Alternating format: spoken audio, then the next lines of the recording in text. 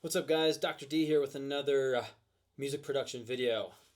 Today we're going to be doing mastering, and specifically a mastering context of a multiple song project like an EP or something.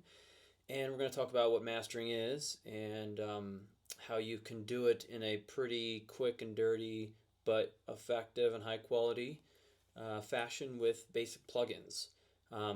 Mastering is it's a pretty unique project, or unique type of work that people develop a taste for. So a lot of people do it different ways, but if you want to just get your songs out and put them out on the internet for Spotify or SoundCloud, YouTube, etc., and you just need something that can stand up to commercial quality, this will get you there. And the more time you spend with it, the better gear you have, you can do it really, really well.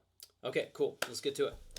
All right, so what I've done here is I've in Pro Tools I've imported 5 songs from this project I'm going to be mastering, and I've also pulled in reference tracks.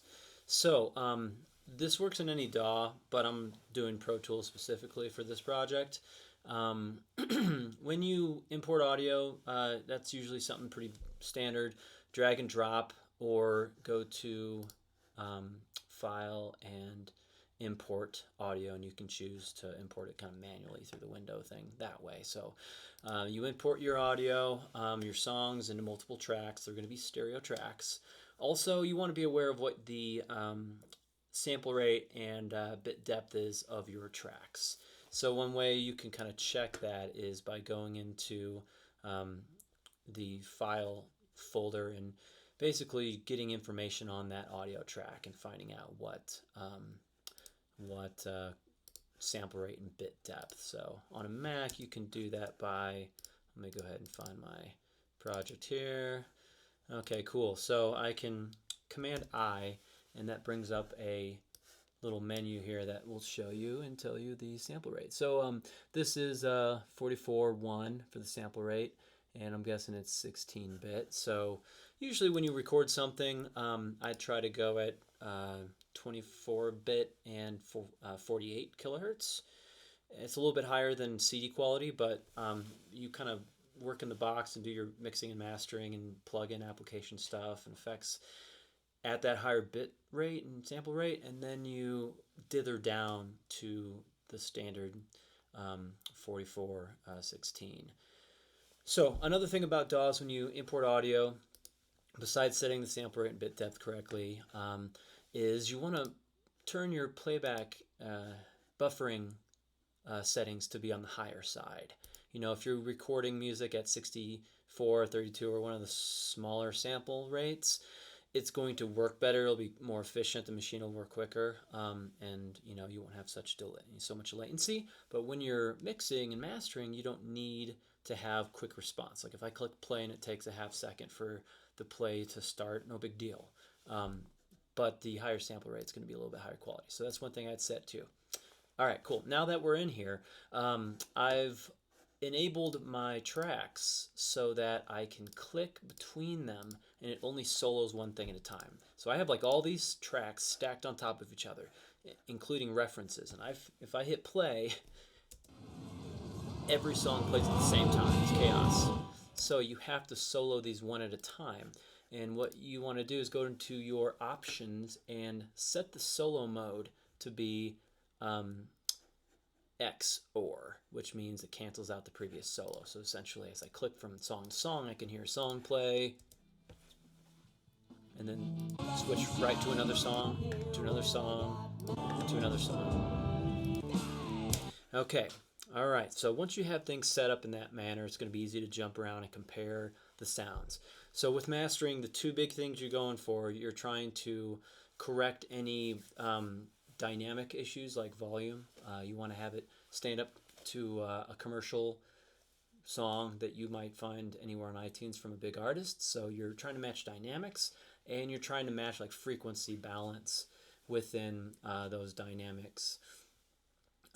Kick drum, voices, everything's kind of like audible and balanced, similar to some other really nice commercial recordings. So that when someone hits play on yours, and then skips to the next song of some other artist that's probably way more famous, it doesn't sound puny and small.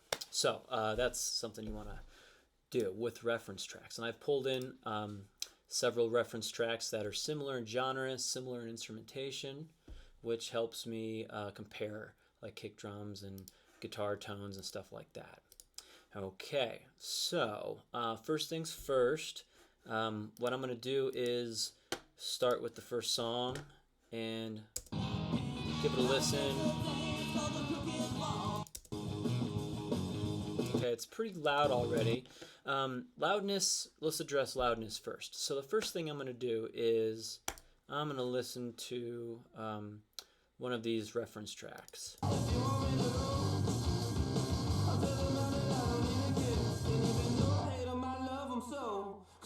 So what I'm looking at is on my master fader track. I'll pull up the mix window here. The volume is pretty much pinned at unity gain. It's basically almost distorting. It's that loud. That's the commercial recording's volume. I just imported a MP3 or a WAV file of this song off my iTunes, dropped it in here, and I'm listening back and forth between that and the rock band that I'm mastering. Okay, so let's listen to where this other song is.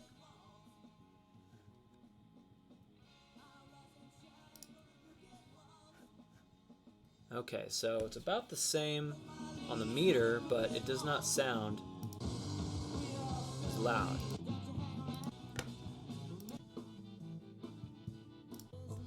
Okay, so it's almost there dynamically.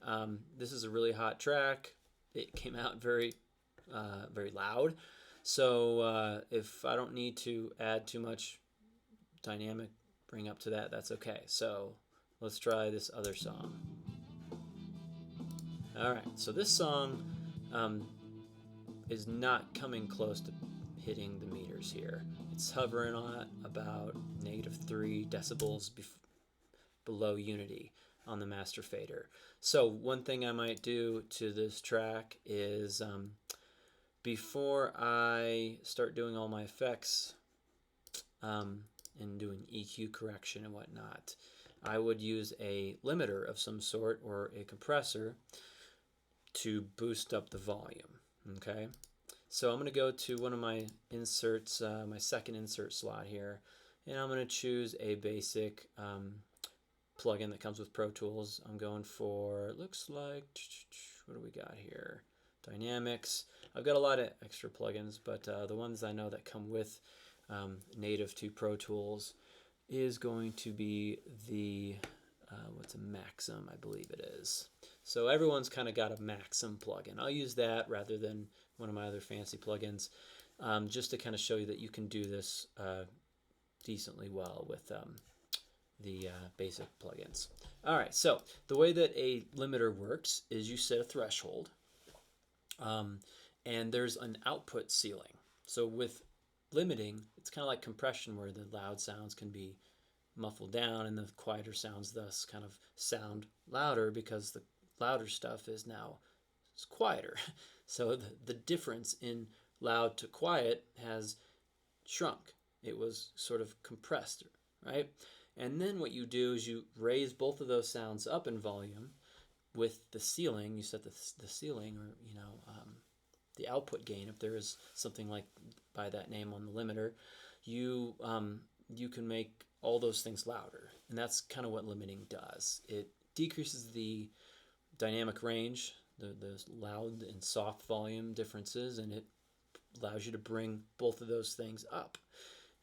Okay, so whenever I do this, I kind of start and I kind of look at the meters. I just throw the plugin on there and I'm listening and kind of looking at these meters. Attenuation is the gain reduction. There's nothing happening yet, so what I need to do is basically link these two, start bringing the threshold down along with the ceiling, and see where I start to interact with the attenuation here. So basically now the volume is the threshold of what a sound needs to be to hit that line of no return and then be smashed is the threshold. Now I don't want to get a lot of attenuation. This is already shown at 6.7 dB, too much. I'm only looking for like 2 dB. That's kind of what I'm going for. Very, very light use of these limiters, because you can really affect the tone of the track drastically if this is overdone. So I'm hitting 4 still. Trying to find the loudest part of the song here. Maybe, let's see, what track am I? All right, this one looks loud right here. This little section right here. So that's probably the loudest part of the song.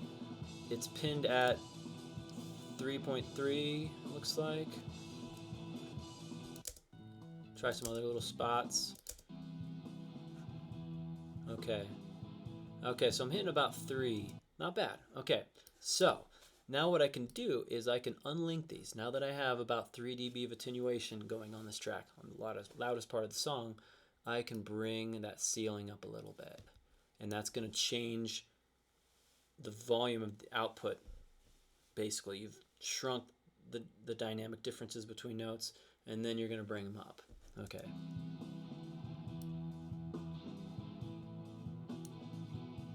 Okay, another thing, if I'm mixing at a higher sample rate, I don't want to turn on dither until the final plugin. So dither basically samples down from 24-bit down to like 16-bit samples. And when you do that, you want to do it only at the very, very end, and you want to add dither, which kind of helps not generate any weird audio artifacts from downsampling or bit crushing, essentially, your audio. So that's something I would do in the very last plugin. So after all my EQs and everything in the plugin sequence, the very last one is going to be the limiter, and the limiter with the dither. Okay, so let's see where I'm at now. I can listen to both of these tracks together. I've added a little bit of this. Maxim to bring up the volume. Go between that and Hell's Bells.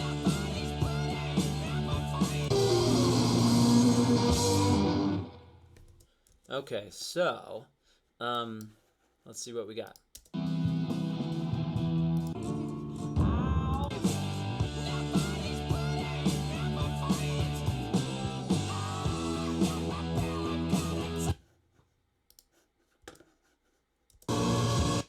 Let's see.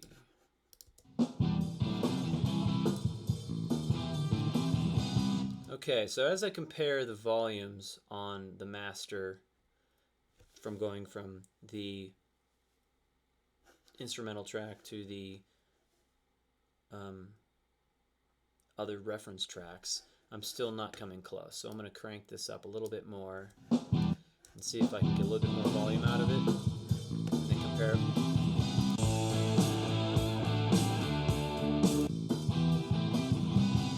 Okay, so still not touching it. If I push this limiter anymore, it's going to start probably distorting and not sounding good. So what I'm going to do next is basically repeat this tiny little limiter situation and duplicate that plugin on down to the next track, and kind of put in series several limiters until I can get to that dynamic range. I'm kind of staging these things together. So on a Mac, on Pro Tools, it's Option, click on the plugin, and you can drag a duplicate of it to another track. So I lined up 3 of these. Let's just see what 3 of them sound like. Okay.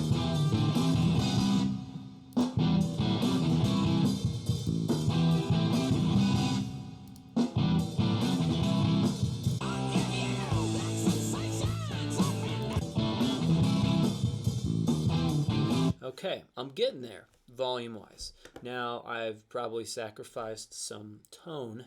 Now this is kind of a garage recording from a rock band of my own from like 15, 16 years ago, done on a really crappy setup, but it might have a lot of distortion already into it. But one of the issues with staging several of these limiters is you have to really be aware of where your numbers are, and you might have to lessen the amount of threshold and less attenuation on each of these so that you're balancing that out and not negatively affecting the tone.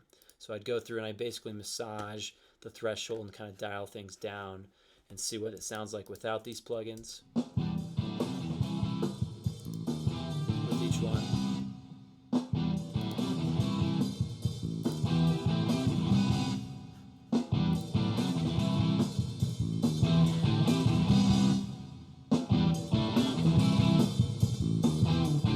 Okay, cool. So I'm not adding too much distortion. This is a crappy recording, so it is what it is, but I definitely want it to be loud. It might be loud and crappy, but I want it to be just as loud as the next rock band record that plays. So dynamically, I'm kind of in the ballpark now. And if you could see what I was looking at last time, I brought this fader up. I had to get a little bit more juice to get this thing to get close to unity gain, because these other pop rock songs are literally pinned at unity, distorting. That's just what mastering is kind of these days. You just get stuff loud. It's got to be loud or it sounds different. You'll hear weird things about drums and bass when you turn the music down. It's like, oh, I don't hear as much bass. Where'd the bass go? And then you EQing and stuff. So volume really changes also your perception of frequency. So that's another really big point. Alrighty then, let's go into EQ world. Talk about frequencies. Okay, so what I'm going to do is I'm going to load onto one of my earlier inserts in EQ. I'm going to grab the most basic one that we have with Pro Tools native is the EQ7 band, which gives me enough tools to do what I need to do. So now what I'm going to listen to is I'm going to go between the reference tracks and the track that I'm mixing or mastering, and I'm going to listen to all the different instruments: kick, snare, cymbal sounds, voice, the guitar, like all these little instruments that kind of populate the different frequencies in the spectrum. I'm going to look for these and see if I can balance those out and make those sound a little bit more similar to the recordings that I'm trying to hold this up to with EQ. All right, so we'll go back to that instrumental. I'm going to set up a loop this time. That might help me kind of stay in the same spot in the music. Okay, I have my loop playback set over here on my play button, so that means I can just switch between this track and all the other tracks while they play. All right, so going between this and these other songs.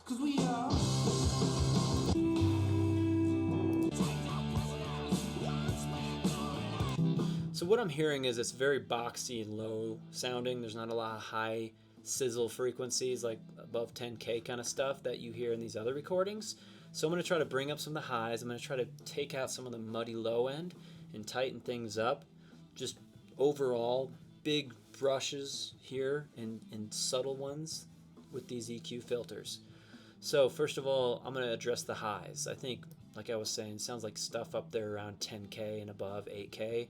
You're just not getting a lot of it. So let's see what happens when I add about, looks like about 2.5 dB of gain on all the frequencies above like 4K. So turn it up, listen to it loud,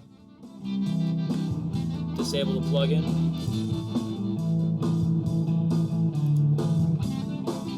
Okay, there's a little bit more. I almost feel like there needs to be much more.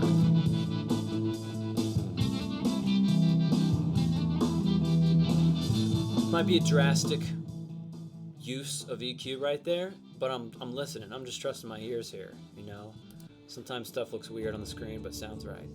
You gotta trust your ears.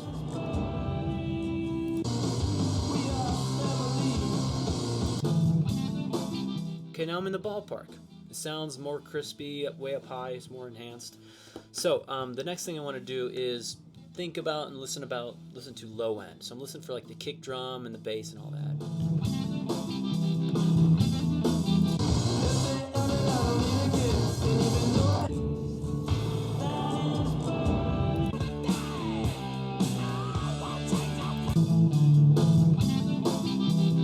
So I don't hear as much low end. I just hear a lot of mid-rangey mud kind of in this track. So mid-rangey mud, mid-rangey boxy sounds are usually hovering around 500 hertz. and I'm going to use a notch filter to kind of duck some of that stuff out. So one of the ways you can use a notch filter to fish for the frequencies that you don't want to hear is to boost it and make it a narrow Q, which is kind of like the thickness of the sound. So I'm going to listen to that, listen for some boxy. A lot of build up around 120. A lot of boxiness around there. So this is that frequency I'm kind of like not a fan of. So flipping the script, doing a lot of cut at that, maybe a deep one, it's narrow. I'm listening to the instrument that affects, the other instruments that this will affect. Looks like it's affecting some guitar.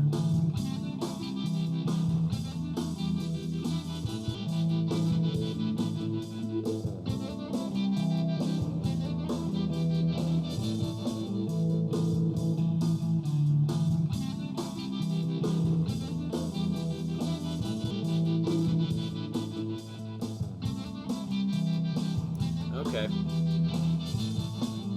going to balance that out a little bit, take it back, walk it back a bit.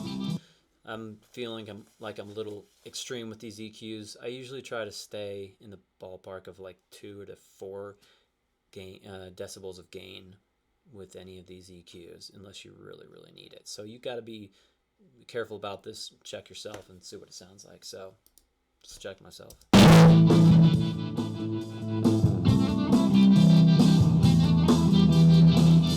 It's an improvement. It's an improvement, definitely.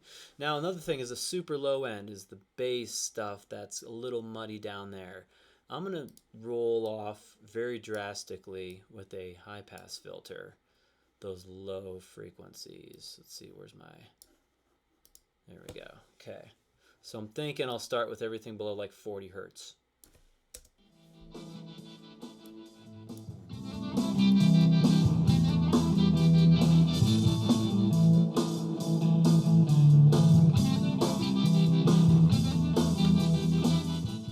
Okay. All right. So now I kind of listen back and forth between those tracks, the reference tracks and this track, and compare and see where I'm at with things, if I'm more balanced.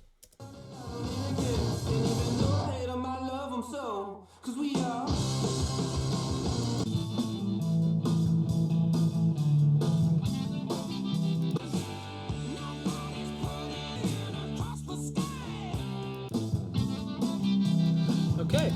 Yeah. Considering we're comparing this to AC/DC, Back in Black, and other really great recordings, dynamically we're in the same ballpark, and instrument-wise I can hear kick, snare, cymbal, sizzle, both in a pretty balanced way. This, is a very lo-fi recording, so even getting it anywhere close to commercially, standing up against something like an album like that is, you'd have to have some really good stuff. But you can get that with really basic recording equipment nowadays. That sounds better than this because this is 20 years old. All right, so anywho, so what we did here was we're going to do this to every single track, okay? Get everything balanced. You jump in between the references, you jump in between each track, compare the tracks that you're mastering to each other, compare them to the other reference tracks, and that's the only really objective way that you can master. You have to hold yourself accountable and listen to other recordings and other mastered songs and listen to them really hard and try to get your stuff to be in the ballpark and use the tools of EQ and limiting to bring that volume up. Okay, so the last thing I want to talk about, obviously when you're doing a larger project, a multi-track project, and you want to, say, press it to a CD, you're going to need to trim the starts and ends of all your songs, okay?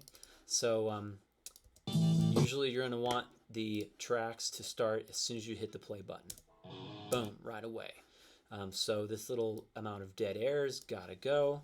Also, if I get zoomy in here, that's weird. I can see where the song starts. That's just a little guitar noise, not a big deal. I don't need that. I want it to start the first note right there. Let me get super close. blow up the waveform a little bit so I can see what's going on. There's the first note. Trim a little bit, not chop it off. Go ahead and add a little fade. So this is what it's going to sound like. As soon as I hit the button, boom, rock and roll. 1, 2, 3. So I'm going to do that with the starts of the songs, and then at the ends of the songs, I'm going to listen to the little fade out and see what's going on with that. Make a decision. I feel like it should have been out right there, like totally done. Okay, so you have to listen to this stuff and use your musical judgment to figure out. Maybe a little bit sooner. Quick little fade on there. Nice. Okay, cool. So you do that to all the tracks. Now, when you're getting ready to send these out in the final bounce, you're going to want to stagger them in a way so that if this is played sequentially through a record or something, or an EP, that there's enough space in between each of the tracks. The only way to control that is to put dead air at the ends of your previous tracks so that the next track just fires off right away at the beginning of the starting point, but the dead air at the end of the track previously kind of gives it that space and lets it breathe. If you want to have 4 bars go by or 2 bars go by between that and the next song, you can control that essentially by staggering the starting points of your different tracks and layering, and not layering, but basically having the staggered look to your session, so you can control the spacing between the beginning of one song and the previous song's ending. And what I mean by adding air, adding the space, is say I want this song to end. Boom, right there. I want that to be the starting note of the song. Oops. Got to hear them both.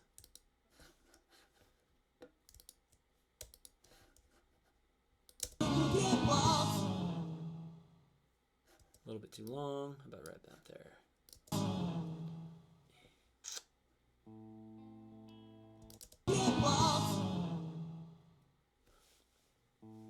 Okay, so just about right there. Once you're happy with that, what you're going to do is you're going to bounce each track individually. Make sure that you have all your EQs and all your plugins kind of working the way you want them to work. And you've referenced everything and you're happy with the balance and tone and everything. Then we're going to balance each of these tracks individually, and also I'm going to be aware of where this highlighted area is. So basically when you're going to bounce something out of Pro Tools, you need to highlight and select the area that you're bouncing, or it's just going to bounce the entire session. So what I'm looking at here is I need this song to be a little bit longer of dead air after it fades out, so that when the CD player fires over to the next song, it starts right where I want it to start, on that first note of the next song. So I extended that gray area there in order to add whatever milliseconds of dead air before it starts right here. And then when I bounce a track, bounce to disk, and I'm going to set my file type to be wave. Now this is important here. Don't use multiple mono. We're not bouncing 2 mono tracks, so you can not hear them at the same time in iTunes. We're bouncing them interleaved. It's got to be interleaved so that the stereo tracks are summed together and they play stereo on your stereo through iTunes. I'm going to also do bit depth and sample rate adjustments. If I'm at a higher sample rate, I'm going to bring these down to 16-bit 44.1. I'm going to name my track properly and set where I'm going to bounce this and everything, and then I hit bounce to bounce this. You might select offline bounce. It's a little bit quicker, maybe less quality, but doesn't matter if you're going to throw it up on Spotify. It's going to be crushed to MP3 anyway. So do the MP3 just so you can use it on online platforms, and then you hit bounce. One other thing I want to point out that I didn't talk about at all was another couple tools that are really handy for referencing. Okay, one of these is the analyzer, where some kind of spectrum analyzer where you can look at the frequency spectrum activity and map that out. So if I'm trying to compare my song to Hell's Bells or something like that, and you know, over here trying to listen and also maybe trying to use my eyes a little bit, I can look at the frequency makeup and stereo image of what's going on with that track, and then compare it to the track that I am mixing.